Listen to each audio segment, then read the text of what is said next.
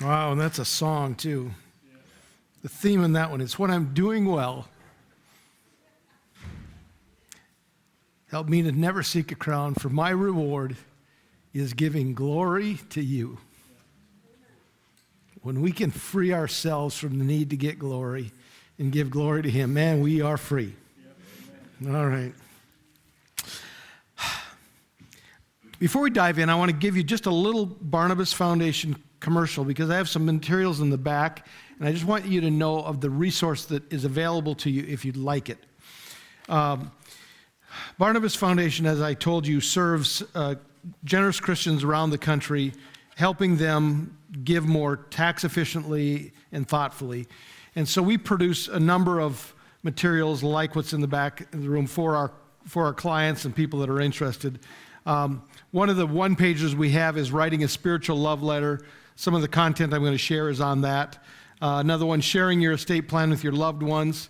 If what I say here resonates and you'd like to take those pieces, you're welcome to. If they're gone and you would like a copy, I've got my business cards back there. Just feel free to grab a business card, send me a quick email and say, hey, please send those materials you had for the conference, and I'll be happy to send those to you. We have a few others that are available, and I don't have enough for everybody, but if you do want one. And then we have a couple of other brochures. One is called Smart and Powerful Giving, just different ways that you can give a little more tax efficiently than giving cash. And the second one is our donor advised fund called the Stewards Fund.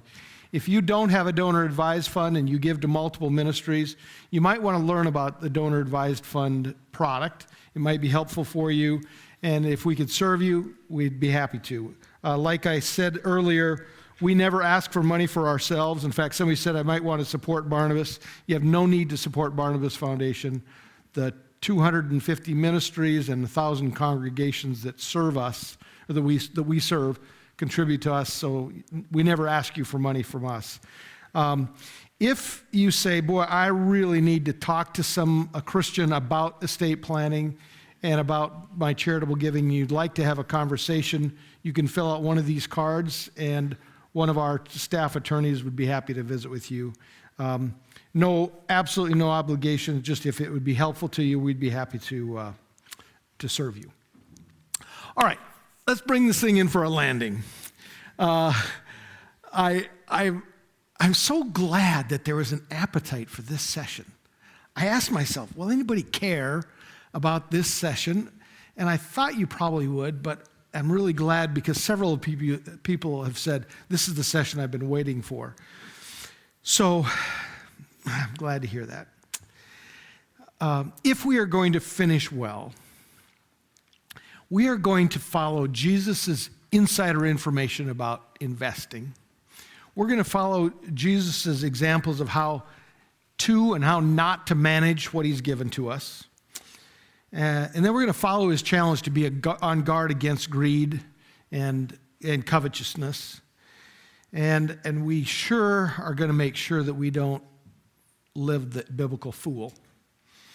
But now in this session, we want to make sure that your loved ones hear your values and hear what you want to say to them as you finish. And that your loved ones clearly understand your spiritual values, your love for them, and your aspirations for them. So this session is just how do we communicate that? Well, the very first thing that I want to encourage you to do is put it in writing.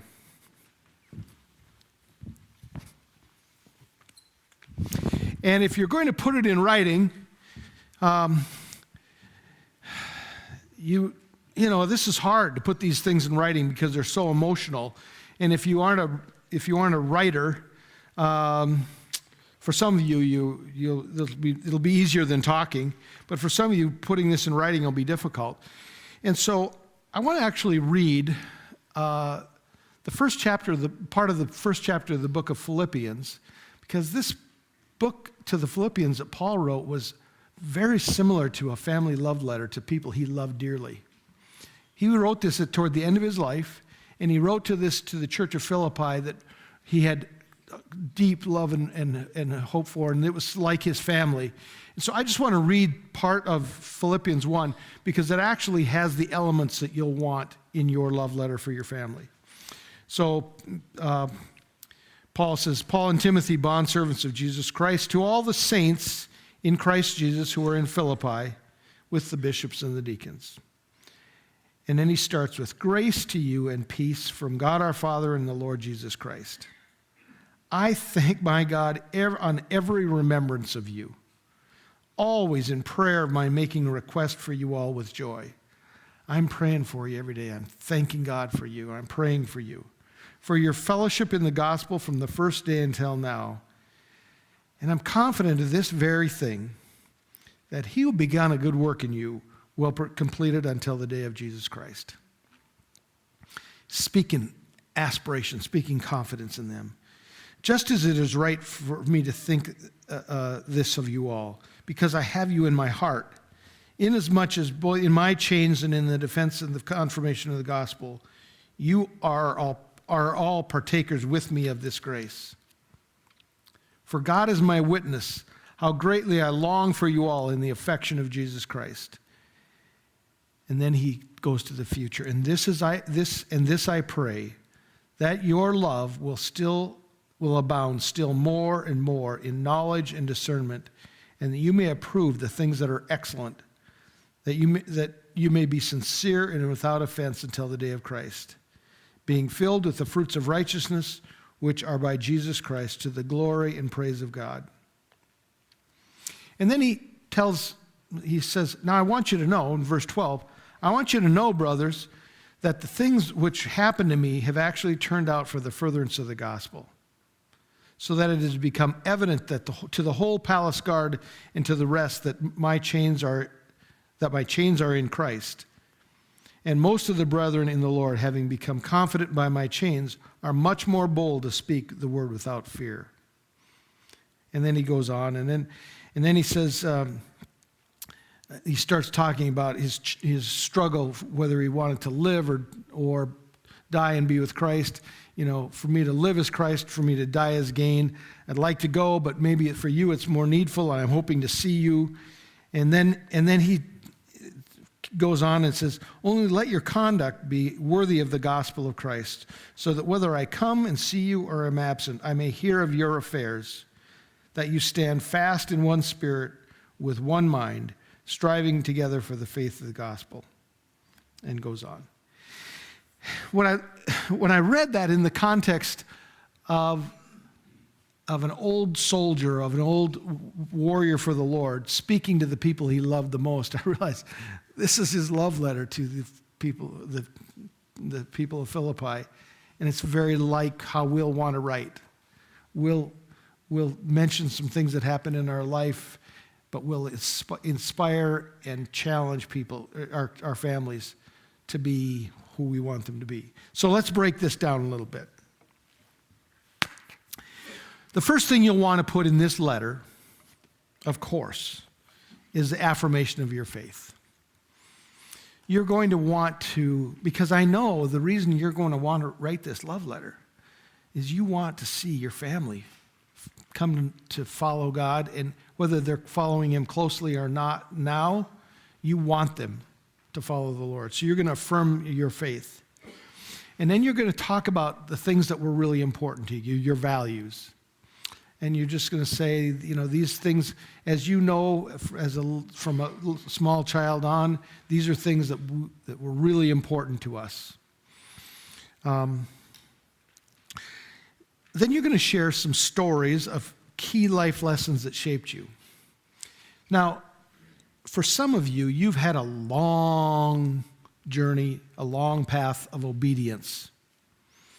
And for some of you, your obedience and your decision to follow Christ is shorter. And it will be just fine that you talk about those pre-Christ days, to say, this is the way I lived my life, and this is why I've changed living that way. The 55-year-old I told you about in one of the earlier sessions, who came out of prison and after the age of 55 really started making an impact in his family's life. He didn't hide his stories from before age 55, but he told why he got out of that. And he told how God has transformed his life. And that was inspiring. And so if your story is, yeah, until I was 62, my life was lived for myself, but after 62, my life changed. Tell the story. Those life lessons that shaped you become very valuable. And then you want to give a message of hope. I love what Paul said. I'm confident of this. What God has started in your life, he's going to continue. And I want to tell my kids, I am confident that those life experiences you had, God is going to use you in mighty ways that you have not yet dreamed about. I am confident that God is going to continue to work in your life, even through the hard times.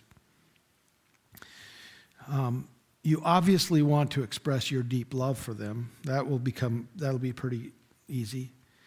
But the aspirations for what you hope they'll be.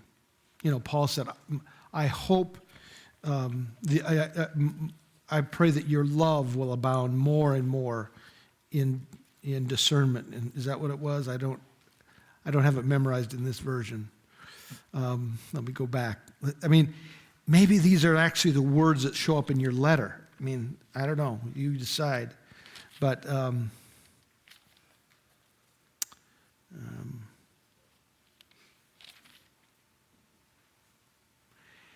I pray that your love may abound still more and more in knowledge and in all discernment, and that you may approve the things that are excellent, that you may be sincere without offense until the day of Christ. Write your aspirations for your kids.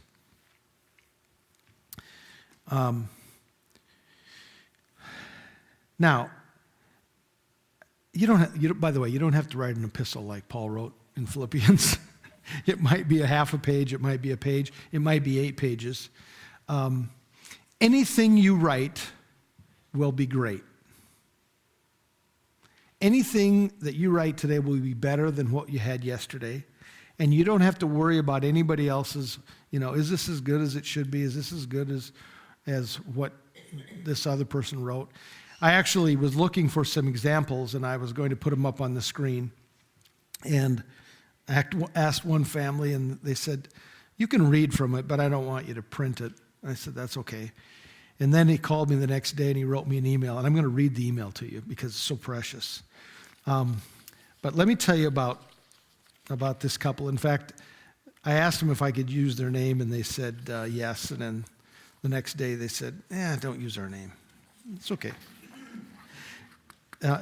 In fact, let me read the. Did I not get the letter? It's here somewhere.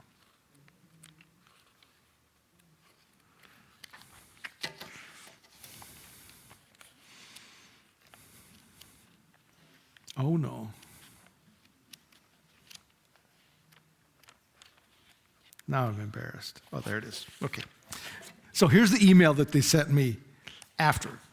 Jim, after thinking about it last night, the less we are mentioned or identified, the better.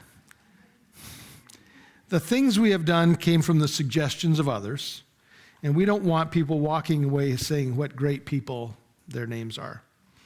In my estimation, the focus should be on how we are to steward the gifts of God he's given us and to finish well. It's so fun that he wrote this. I didn't tell him the name of what we were, or the name of my speech or anything. He said, we are fiduciaries seeking the best use of the assets entrusted to us. We are to model to those we entrust some of those funds in the future, kids and grandkids, so that those monies are a blessing to them and to the Lord. We often say that we're spending our kids' inheritance. The way we have our estate set up, that really isn't true. We're spending God's money. While he allows us to spend some of it on us, we try to give it to him as much as we spend. We try and give to him as much as we spend on us and our kids. I had many thoughts last night, but this is a summary of some of them. Call me if you have questions. If we are named, it's okay, but we'd prefer less recognition. I mean, that's why I want to use these people, right? Because they just have the perfect mindset. And so this is their letter, 3.5 pages. And so he starts out, we're writing this to our children and their children. We discussed our feelings and desires in this life that we'd like reflected our state after our death. God has blessed us in many ways. We've both had parents that loved us and have been examples of living the Christian life, not only on Sunday, but also in the day-to-day living of their lives. We have a support group of Christian brothers, sisters, and friends that support us, encourage us, care about us, and have cared for us in times of need. And he talks about his children. He said, we don't know how long we will live. If the Lord continues to bless us with health and strength, sound minds, financial resources, and freedom to do things, we will seek to use these blessings for his glory and further his kingdom. If God does not bless us with all of the above, we will use whatever he does give us to his glory and to further his kingdom. We will continue to seek his leading in what he wants us to do. He has given us talents, and we are seeking ways to use them in this world. And then he goes down and getting a little farther. He says, we have sought to give God at least 10% of our income. We've also felt that we wanted to give God 10% of the income from their company. This may appear legalistic, or even that we are trying to manipulate God to continue to bless us. We hope neither of this is the case. We feel blessed and want to thank God for those blessings. Giving 10% back was not too much of a thank offering. After all, they say, what should you tip your server at a restaurant? 15%, or is it 18 now?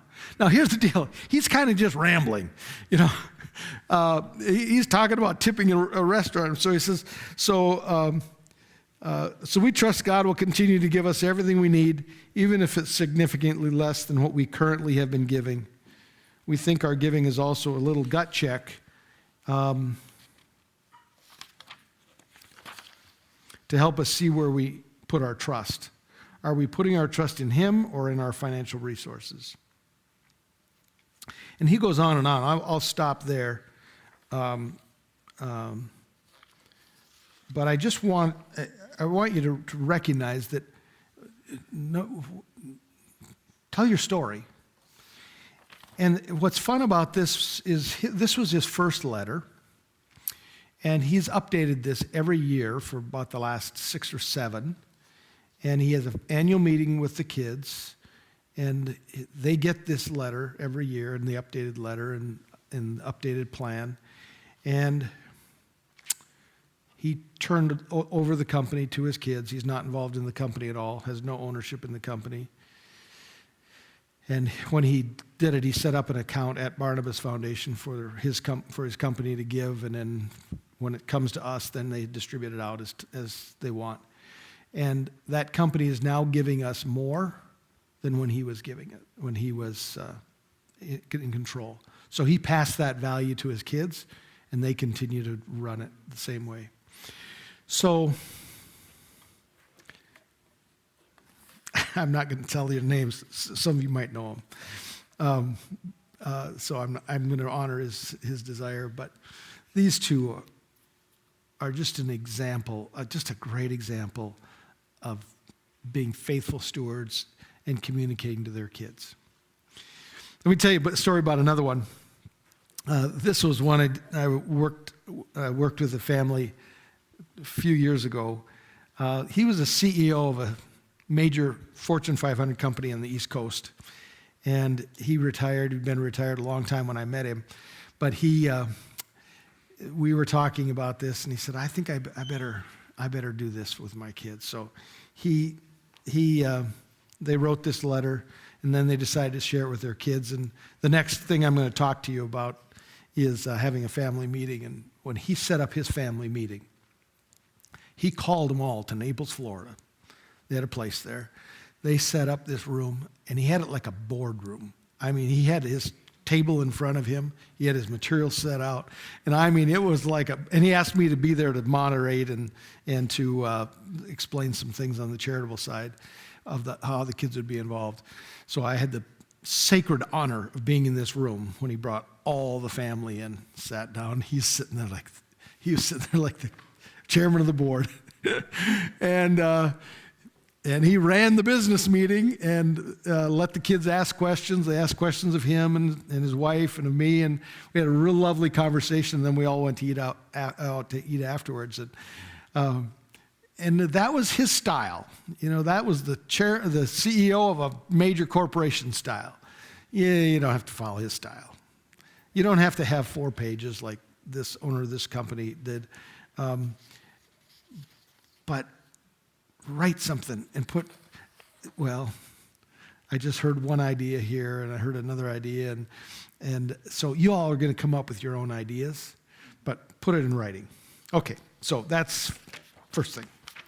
Now, I got myself all messed up hunting for that, so we better get back to my notes. There we go.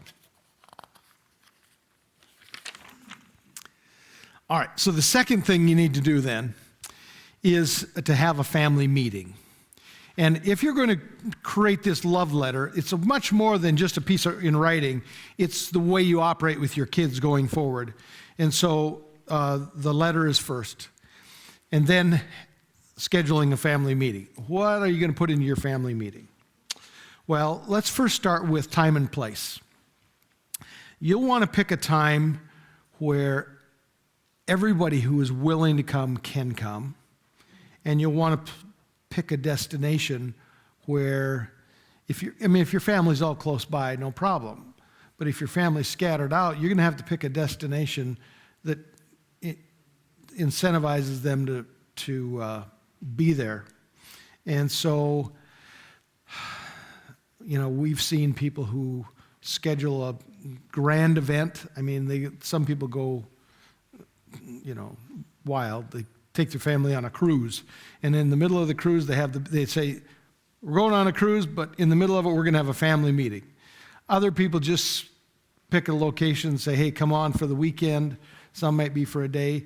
Some people will build it into their Christmas holiday. If everybody's going to be there for Christmas, just schedule. We're going to have a 2-hour time where we're going to have a family meeting. But whatever you do, you want to create a relaxed atmosphere, location and time where it's going to be a relaxed atmosphere. Then you have to decide who's going to attend. Now, if you have a blended family, it might be just fine to bring his kids and her kids and bring them all together. It might be that you have a family meeting with her kids and a family meeting with his kids. You'll have to decide what are best in the dynamics here. And then you have to decide, will the in-laws be involved? One I did on the East Coast with a family, they said, there's one person that's going to be problematic, and of course it's not our child, it's the in-law. And so we debated whether we'd have the in-laws involved or not, and in that case, she said, we have to have the in-laws, we have to have my son-in-law involved, but just be ready, Jim. And so it all turned out good because we planned for it, but you may or may not want the in-laws involved. I was a part of another meeting where they just said, children only, we'll have the party with the in-laws and they'll be here, but during this meeting, it's only children. So it's just fine that you exclude the in-laws if you wish, because if you want to do a good meeting, you want to have the people in that room that you don't want somebody in the room that's going to be exploding, the unexpected firecracker going off in the middle, or the expected firecracker going off in the middle of the meeting. So decide who you're going to have. Then you may or may not want to have an outside moderator. As I said, I've had the sacred privilege of being that moderator in a few family situations. And The reason that I was there is either the person who was sharing it, who was leading, the couple that was leading it, were not comfortable leading, and they're just, it wasn't their gift, or they had pretty substantial charitable plans and they wanted me to explain it and guide the conversation. So you may or may not want to have that person in the room. But after you've decided what you want to attend, then you've got to build your agenda. And your agenda probably will include some type of communication like the letter. So you're probably going to read the letter or give that to them. As you mentioned, you've got a letter from 15 years ago, and now you're writing another letter, and you're going to share both of them, along with some pictures and stories. And so you might, I would expect you'll want to share whatever you've written. And then share your faith story. Just recently, a family had a family meeting, and the father said, the number one thing I want to tell them is how God has blessed us and made this company that we have what it is today. It wasn't because of me. It was because God intervened time and time again when we didn't know what to do, and somehow God brought blessing. And so this is a time that you can really share your faith with them. Key moments in your walk with the Lord and your family's history. Someone told me here about their great-great-great-grandfather. There you are. And the story that was written about this ancestor. And when you can share that with your family and say, we have 4 generations of followers of the Lord, and this great-great-great-grandfather sacrificed to follow the Lord, and for 4 generations we've been doing the same, and this is what we hope for the 5th and 6th and 7th generation to follow as well. Oh, what a powerful legacy that you can encourage your kids to walk into. Then you will probably want to get into, well, let me say this. I encourage you to talk about the financial principles that guided you as well. Not only the spiritual, but the financial, both good and bad. And again, if you were running the wrong track, if you were running down the American dream, worldly view of he who dies with the most toys wins, tell him that. Tell him why you've changed your mind on that, or changed your direction. What led to your financial success and what led to your attitudes today? And then at some point, you're going to want to decide how much of your estate plan you share with them. Now, someone asked me earlier, do you share what's in your revocable will, or your revocable trust? Do you share the terms? And I said, the difference between what your kids expect and what actually happens is where the trouble happens. The greater the difference in expectation, the bigger the problem. And so, in general, I would say, despite what the last 3 generations have done, because the last 3 generations, we didn't say a word about finances till we were gone. You read the will, wonder what mom and dad did. Well, here it is. I don't actually think that's the best thing to do. I think it's better to share your plans. Let them know these plans are not concrete until we die, because we can change this, but these are our plans today. And I encourage you to share those plans. In general, how large is what kind of estate are you talking about? You don't have to say your net worth, but they should know in general. How are you expecting to divide your estate? If you're giving X percent to charity and X percent to the kids, they should know why you decided to do that.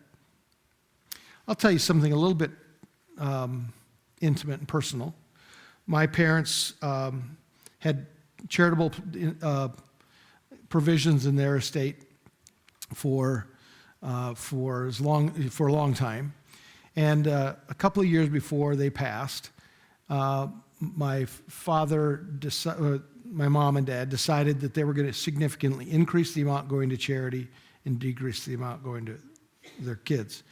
And I'm in the business of charitable giving, so if it's somebody else's family, I say, oh, that's nice.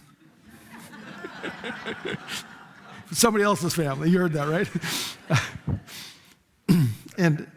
And my siblings weren't as enthusiastic as even I was, which I wasn't real enthusiastic, because most of us have worked for nonprofits or in the helping profession all our lives, and so we didn't build businesses and amass the kind of wealth that others have. And so we would have been really happy for our parents to give us everything. And so when Dad not only said, Jim, we got to amend our plan, we're going to increase the amount to charity, and you guys don't need all that we have. You just don't need it. And so one of my siblings was really kind of shaken, was shocked by it, because he sprung it on my sister, and she wasn't very happy. And so she said, Jim, you got to talk to Dad. And so I had this awkward conversation of, Dad, are you sure? But I'm really in a different position than I am normally.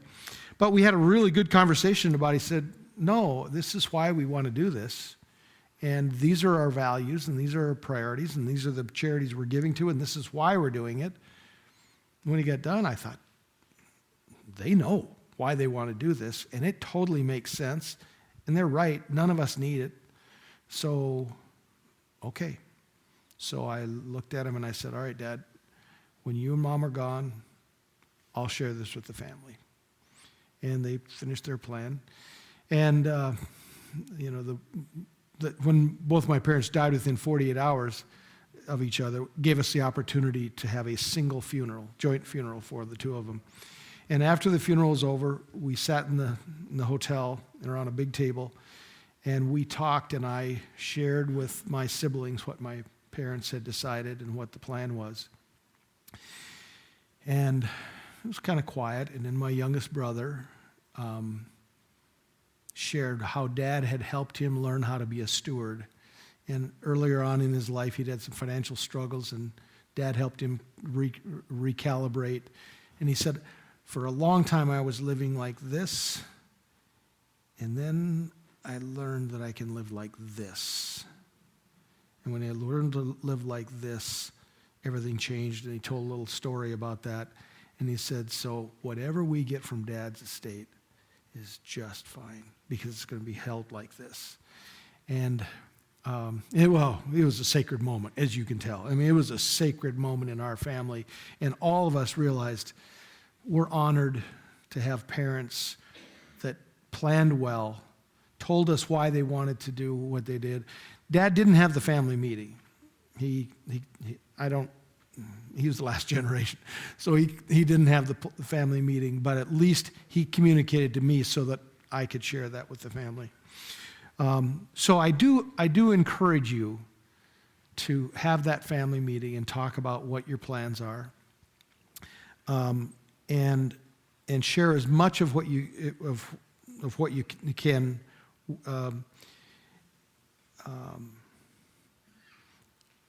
If you've set up trusts for the kids, tell them that you've set up trusts. If you are giving something to the grandchildren, let the children know that you're going to give to the grandchildren, so that they can know what they should be thinking about there. And then you want to talk to them about the practical application. Who's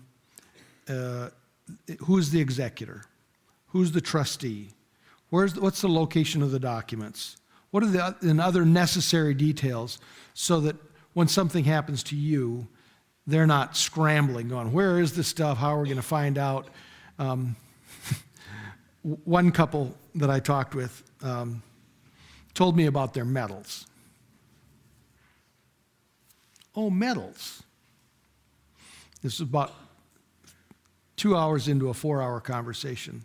2 hours in, they said, we do have the medals. And I said, medals? Like, what are you referring to? Is that, yeah, gold and silver. Where's it located? Oh, it's around.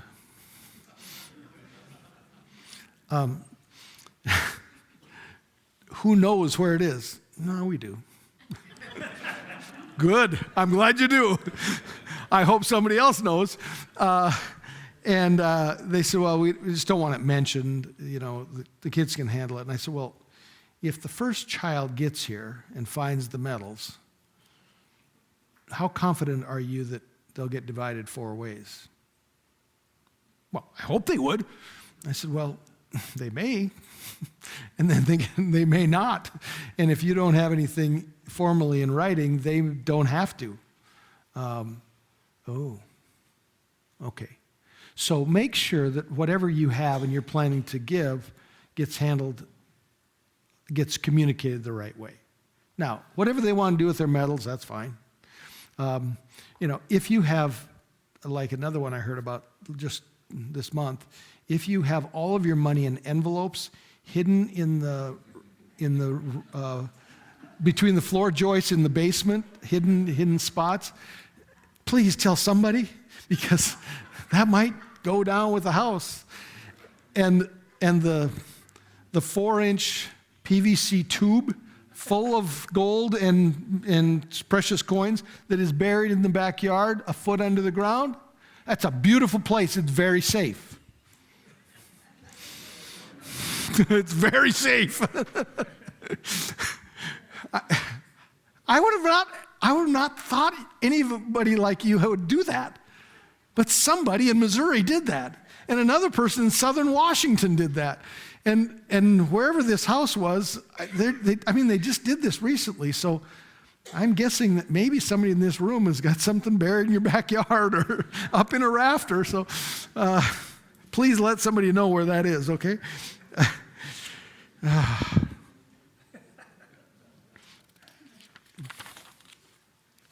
So the big thing, as I said, is you want to avoid that expectation gap between what they're thinking is going to happen and what actually happens. And if they think, let's just say they think that your net worth is $300,000 and your net worth is $30 million, okay? If they think your net worth is $300,000 and each of the 3 kids is going to get a third of it, they got in their heads, if mom and dad die, we're going to get $100,000, okay? And then you die, and you've been so frugal and you've been so private in your finances that nobody knows you have $30 million. And all of a sudden they find out that $100,000 just turned into $10 million. Well, it's just like winning the lottery. Not a good thing. On the other hand, if they think that you got $30 million and you're giving them 10, and you get $100,000, not so good. Not so good. Now, this is good for lawyers because those kids want to sue and they want to get into litigation, and that's great for lawyers because they can billable hours. You know, it's just great. So, and then in your family meeting, to the extent you can, foster some fun conversation about the best of your family, and even let some of the worst of your family come out because they might need some healing. But let that family meeting be a time of family reconciliation and some fun. And try to build some fun around that meeting so that it's deepening the family relationship so that when the time comes for the wealth transfer to actually happen, there's some deeper relationship going on. Because if there isn't, then it's just a fight over the stuff, over the money. One other thing on this before I move on to the next subject is the things we fight over are sometimes the littlest, most insignificant thing. And so you have to not only deal with the big assets, the dollars, but these family heirloom types things that can just really bring the heat. For our family, I knew it was going to be the .22 pistol that my dad used to use and shot tin cans out of the air with. Now, only in North Dakota can you put a .22 pistol, shoot in the air, and not worry about a neighbor anywhere nearby to be hit. But that's the way they did in those days. But that .22 pistol, all of us have memories of that .22 pistol, and all 5 of us kids. I don't care what else I get, as long as I get that pistol. And the 3 girls, we knew they don't care about any of the guns. It'll just be my brother and me. And I thought, if I give Bruce that .357 Magnum, maybe that .22 pistol will be fine. You know who got the .22 pistol? Neither my brother nor me. And it was, I'll just say this, it was a moment of death for me to let go of my desire for that pistol. But it was one of the most freeing things I did, and it was a substantial spiritual experience when I said, my sister needs that pistol. A beautiful moment in our family, but boy, that was a death moment for me. I still would like it. But it's just fine. She has it, and she got kids, and it'll be great. But anyway, so it's just funny little things like that. I mean, I could go buy it for $200, I suppose. So it's not a big issue, but it's these little things. So be sensitive as you're thinking about where those things go. Realize that those might create more heat relationally than even the dollars. All right, so you're going to put it in writing, and then you're going to have a family meeting. You're going to share. By the way, my friends that wrote this letter, their family meeting is annually. Okay, so they just do this and they update it. And when they change their plan, which they called and said they're going to do, when they change their plan, they tell their kids, "Hey, we changed our plan, and this is where it is today, and we're making some changes. Not big changes, but they're adjusting it." And so their kids are fully involved and fully aware. But probably the most important for this lasting love letter to your kids is how you model for them how to age from here on out and how to finish well. Your modeling for them now will probably be more important than all the letters and everything else, because they're going to see how you live your life. Your actions from here on out are much louder than your words. And if your words are consistent with your actions, then they'll really have weight. And if your words aren't consistent with your actions, it's going to be confusing. Paul in 1 Corinthians 11:1 said, "Imitate me just as I imitate Christ." Boy, let that be, oh Lord, let that be our theme for our families. Lord, help our families imitate us as we imitate you. And give us a heart to imitate you so that we can be a model to our kids. And draw our kids to follow you because they saw us following you. Will you, please? And will you bring those children back that are drifting, that are lost, that are angry, that are consumed with the things of this world? Will you bring them back to you? And Lord, may the next days that we interact with them be guideposts for them to come back to you, and be guideposts for them to draw in closer to you and follow you. And we pray this in Jesus' name.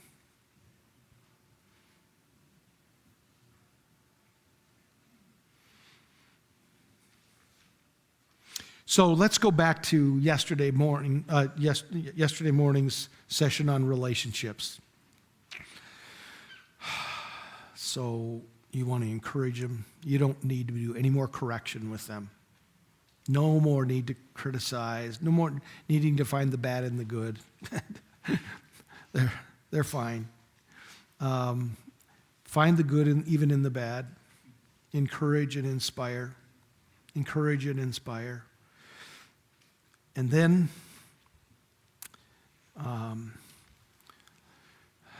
learn how to apologize to them. Learn how to say, hey, I'm really sorry about this.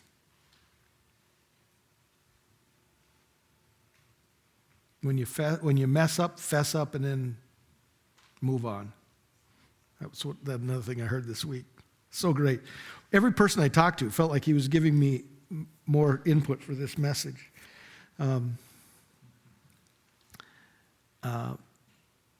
But if you can help reconcile any relationship they're in, if you can figure out how to reconcile them to God and to each other, you're giving them a gift because you're showing them how to reconcile. Show them how to reconcile. And then, of course, I mentioned earlier, when you have challenging relationships, serve them. And Jesus said this when he was saying in John 13, he said, "You call me teacher and Lord, and you say, well, for so I am. If then your Lord and teacher have washed your feet, you also ought to wash one another's feet. For I have given you an example that you should go and do as I have done to you. Most assuredly, I say to you, a servant is not greater than his master, nor is he who is sent greater than he who sent him. If you know these things, blessed are you if you do them."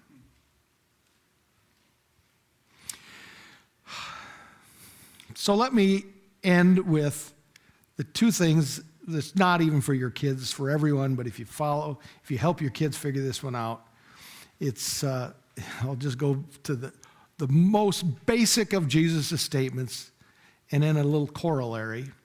And the most basic is the golden rule. Whatsoever ye would that men do unto you, do also to them.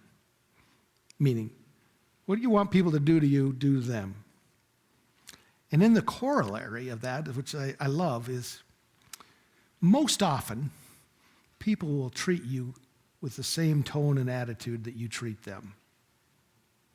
That's the corollary of the golden rule, the golden result, I've heard it called. So, if you treat somebody with contempt, don't be surprised when they treat you with contempt. If you treat them without trust, in an untrusting way, don't be surprised when they don't trust you. When you are a little condescending toward them, don't be surprised when they're condescending toward you. When you make sure you point out that somebody's ideology is whacked, don't be surprised when they act like your ideology is whacked. So, golden result. And then finally, remember, this letter and this communication is no longer about you. It's everything about them and expressing your love for them. Freeing them to be who God has called them to be without baggage of past relational strains. When you get your relationship with them clear and your love is pouring out to them, then they get freed of all this baggage that happened throughout our lives. And to the extent you can help free them of baggage that sometimes you may or may not have caused, you just set them up for life, and you have given them the love letter that they really, really long for.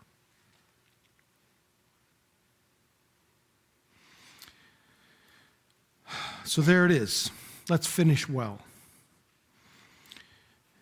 As we close now, I just want you to review what we've heard for the last few days. And I want to ask you, how has God prompted you this week?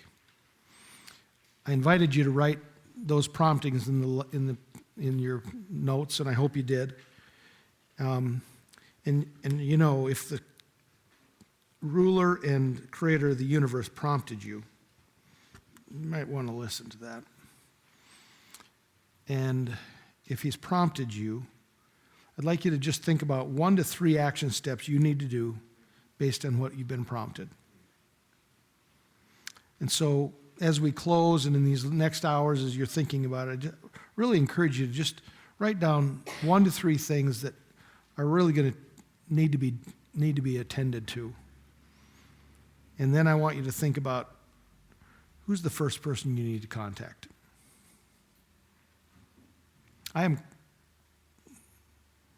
You know who the person is that you need to contact. You got to make things right with. You got to express some love to. And whoever that is, I want you to encourage you to just get to that person sooner rather than later. And I believe God will open up a door for you. Maybe that you don't even have to open. God will bring that person to you. But if he does, be ready. And I am confident that if we follow this, the result will be peace and joy, especially when we hear, well done.